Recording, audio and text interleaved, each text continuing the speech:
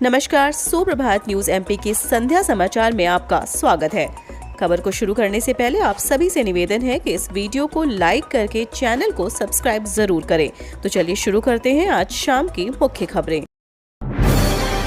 इंदौर के 6 केंद्रों पर जेईई एडवांस की दूसरी पारी दोपहर 2:30 बजे होगी। संयुक्त प्रवेश परीक्षा एडवांस इंदौर के परीक्षा केंद्रों पर आज रविवार को 2 पारियों में शुरू हुई। पहली पारी सुबह 9 से दोपहर 12 बजे तक चली। अब दोपहर 2:30 से शाम 5 बजे तक दूसरी पारी में परीक्षा आयोजित की जाएगी। इंदौर में आईओ एंड डिजिटल विशिष्ट college, Ranjit Singh college, IPS college, मसीही कॉलेज और सेज विश्वविद्यालय को परीक्षा केंद्र बनाया गया है। 2 चरणों में करीब 3000 विद्यार्थी शामिल हुए।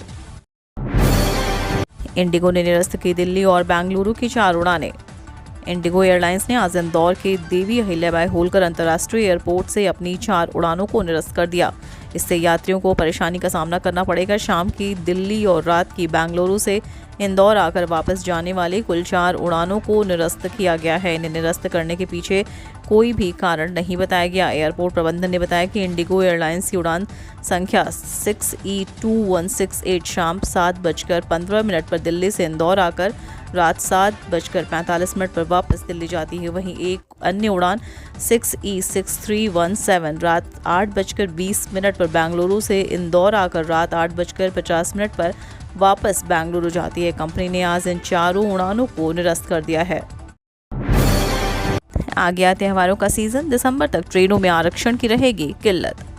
देश में त्योहारी सीजन की शुरुआत हो चुकी है। गणेश चतुर्थी, नवरात्रि समेत कई त्योहारों में लगातार दिसंबर तक पड़ेंगे। ऐसे में ग्वालियर से महाराष्ट्र समेत अन्य प्रदेश में घूमने और यहां रहने वाले प्रवासी निवासी अपने घरों का रुख करेंगे। इसके लिए अभी से ही ट्रेनों में कंफर्म टिकट के लिए मारामारी मची हुई है। इसमें गणेश पर्व के उत्सव को देखने के लिए मुंबई जाने की तैयारी में लोग जुट गए हैं। हालात ये हैं कि मुंबई और दिल्ली रूट की ट्रेनों में वेटिंग दिसंबर माह तक है। वैसे अभी तो ये शुरुआत है, लेकिन आने वाले दिनों में नवरात्रि जैसे त्यौहार आने वाले हैं जिसमें कंफर्म टिकट मिलना अधिक मुश्किल हो जाता है। कर्मचारियों की सेवानिवृत्ति आयु 65 वर्ष कर सकती है मध्य प्रदेश सरकार। पदोन्नति पर रोक और हर महीने कम होती कर्मचारियों की संख्या को देखते हुए राज्य सरकार अगले साल होने वाले विधानसभा चुनाव से पहले कर्मचारियों की सेवानिवृत्ति की उम्र बढ़ाकर 65 साल करने पर विचार कर रही है।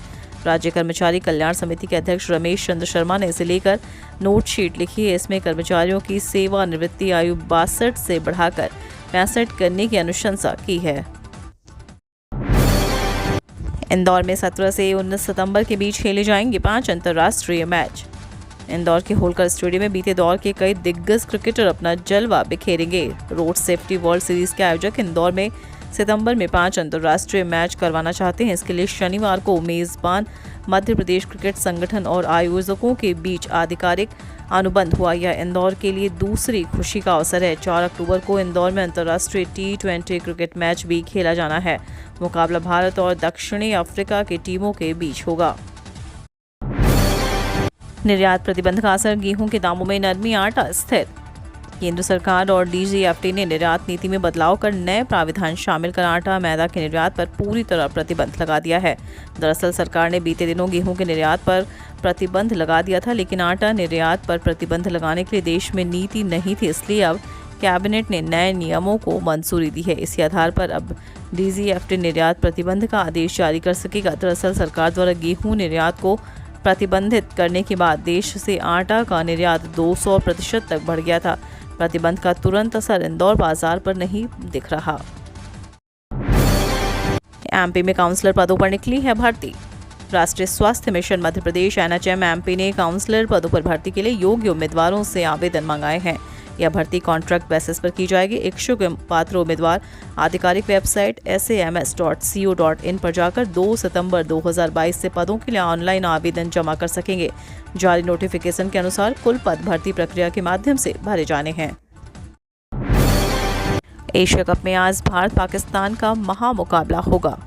आज फाइनल से पहले फाइनल जैसा मैच होगा, यानी भारत और पाकिस्तान के बीच महामुकाबला। टूर्नामेंट में इसके बाद भी दोनों टीमों की भिड़ंत होगी, लेकिन पहले मैच में रोमांच चरम पर होगा। करीब 10 महीने बाद दोनों टीमें इंटरनेशनल क्रिकेट में आमने सामने हो रही हैं। इससे पहले इनके बीच आखिरी मुकाबला 24 अक्टूबर 2021 को T20 वर्ल्ड कप में हुआ था। 1 करोड़ कर्मचारियों पेंशनरों का जल्द इंतजार होगा खत्म। केंद्रीय कर्मचारियों और पेंशनरों को अगले महीने 18 महीने के बकाये डीए एरियर को लेकर अच्छी खबर सुनने को मिल सकती है।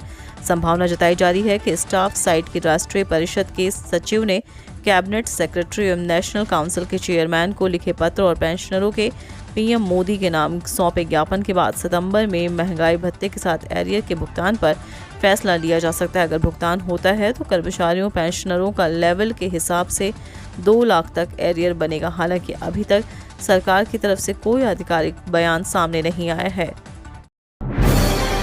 युवा सहायता समूह के लिए सीएम शिवराज की बड़ी घोषणा, 466 करोड़ का वितरण। आत्मनिर्भर मध्य प्रदेश के तहत मध्य प्रदेश के विकास की गति धीरे धीरे आगे बढ़ रही है। सीएम शिवराज द्वारा लगातार बड़ी घोषणा की जा रही है, वहीं घोषणाओं को जमीनी स्तर पर विस्तार करने की प्रक्रिया जारी है। सीएम शिवराज ने कहा कि मध्य प्रदेश एक ऐसा राज्य है जहां बेरोजगारी की दर सबसे कम है। वहीं हम मध्य प्रदेश को बेरोजगार मुक्त बनाने के प्रयास में हैं। शिक्षा से लेकर रोजगार के साधन उपलब्ध कराए जाएंगे। सीएम शिवराज ने कहा कि शासन का संकल्प है हर महीने विभिन्न कार्यक्रम के तहत 2.5 लाख लोगों को आजीविका से जोड़ा जाएगा। राज्य स्तरीय रोजगार दिवस कार्यक्रम को संबोधित करते हुए सीएम शिवराज ने कहा कि 75,000 से अधिक हितग्राहियों को स्वरोजगार के लिए 466 करोड़ रुपए की सहायता उपलब्ध कराई गई है।